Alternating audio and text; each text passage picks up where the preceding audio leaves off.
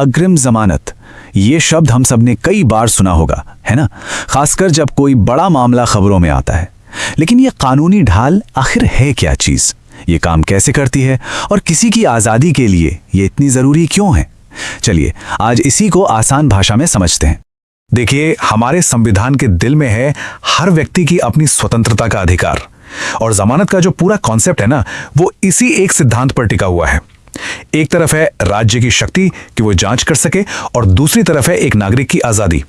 इन दोनों के बीच एक बहुत ही नाजुक सा संतुलन बनाना पड़ता है। अब इस पूरे कानूनी कॉन्सेप्ट को समझने के लिए खुद से एक सवाल पूछते हैं। सोचिए, क्या हो अगर किसी को इस बात का डर सता रहा हो कि उसे एक ऐसे जुर्म के लिए गिरफ्तार कर लिया जाएगा जो उसने किया ही नहीं। बस यही डर, यही आशंका इस पूरे कानूनी प्रावधान की जड़ है। तो आखिर ये कानून बना क्यों? इसकी जरूरत इसलिए महसूस हुई क्योंकि कई बार देखा गया कि लोग आपसी दुश्मनी या रंजिश की वजह से एक दूसरे पर झूठे केस कर देते थे। तो इसका मकसद था लोगों को बेवजह की गिरफ्तारी, हिरासत और बेइज्जती से बचाना। ये गिरफ्तारी से पहले ही एक सुरक्षा कवच की तरह काम करता है। अब ये बात बड़ी मजेदार है। खुद सुप्रीम कोर्ट ने एक बहुत पुराने केस में कहा था कि अग्रिम जमानत या एंटीसिपेटरी बेल शब्द ही अपने आप में थोड़ा कंफ्यूजिंग है, एक गलतफहमी पैदा करता है। तो अगर इसका मतलब ये नहीं है कि इंसान गिरफ्तार ही नहीं होगा, तो फिर इसका असली मतलब है क्या? और इसका जवाब ये है, अग्रिम जमानत असल में गिरफ्तारी को रोकती नहीं है।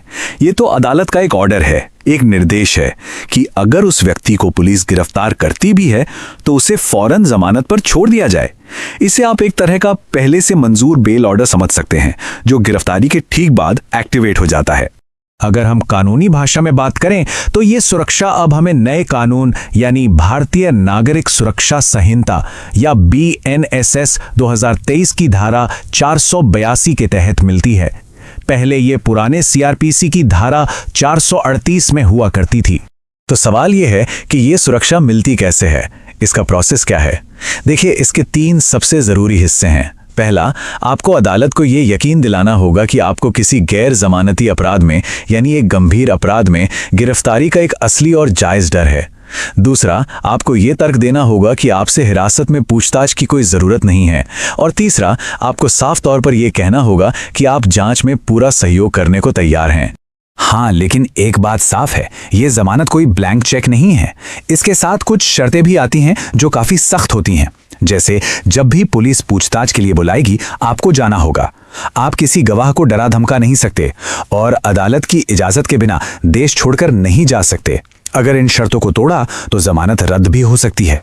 अच्छा, एक सवाल जो सबके मन में आता है कि ठीक है, जमानत मिल गई, पर यह प्रोटेक्शन, ये सुरक्षा कब तक रहेगी? क्या ये सिर्फ कुछ दिनों के लिए है या लंबे समय तक? इस पर भी अब स्थिति बिल्कुल साफ हो चुकी है। इस सवाल का जवाब हमें मिला सुप्रीम कोर्ट के एक बहुत ही अहम फैसले से, सुशीला अग्रवाल केस में।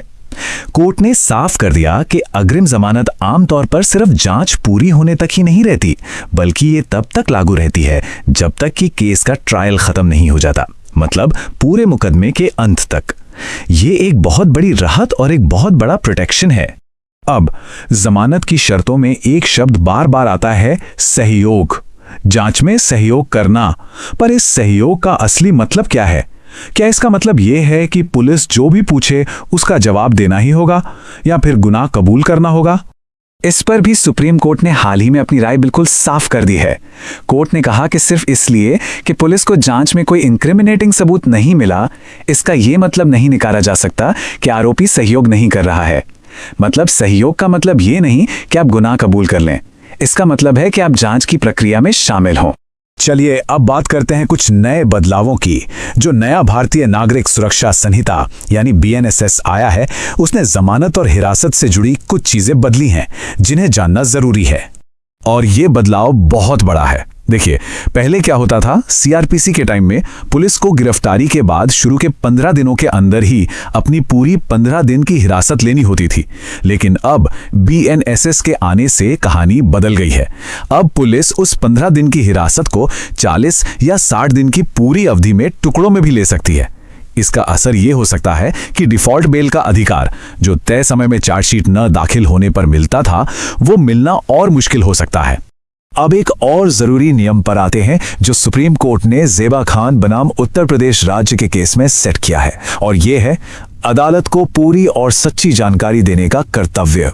इसका मतलब यह है कि जो भी अग्रिम जमानत के लिए अर्जी दे रहा है उसे अदालत को सब कुछ सच सच बताना होगा।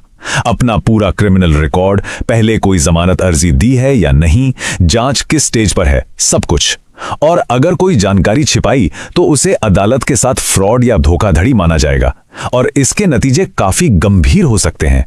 तो आखिर में अगर हम इन सारी बातों को देखें तो ये सब एक ही चीज पर आकर टिकता है। एक तरफ है राज्य की जांच करने की शक्ति और दूसरी तरफ है एक व्यक्ति की व्यक्तिगत आजादी, और कानून का काम है इन दोनों के बीच एक सही संतुलन बनाना। और ये हमें याद दिलाता है हमारे क्रिमिनल जस्टिस सिस्टम के एक सुनहरे नियम की कि जमानत एक नियम है और जेल एक अपवाद। यानी जब तक किसी का जुर्म साबित ना हो जाए उसे निर्दोष ही माना जाता है। जैसा कि महान जस्टिस वी.आर. कृष्णा अय्यर ने कहा था, जमानत का मुद्दा सिर्फ कानून की किताबों का नहीं है, ये आज़ादी, न्याय और समाज की सुरक्षा से जुड़ा है। और ये बात हमें याद दिलाती है कि एक निष्पक्ष और आसानी से मिलने वाली जमानत व्यवस्था किसी भी स्वस्थ लोकतंत्र के लिए कितनी ज़्यादा ज़रूरी है।